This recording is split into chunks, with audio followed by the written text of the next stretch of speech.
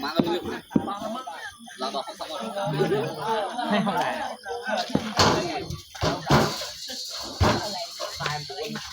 nuôi tao ăn nuôi kia mà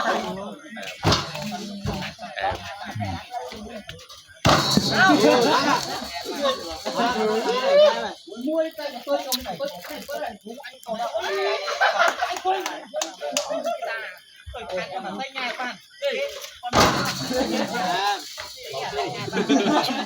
lo té lo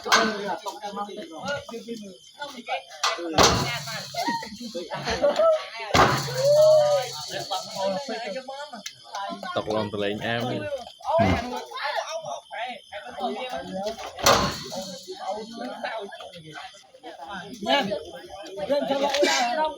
hả cho mà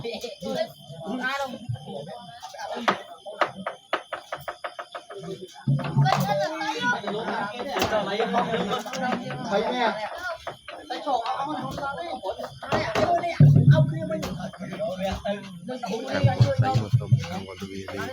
có một thầy mà vậy phải cho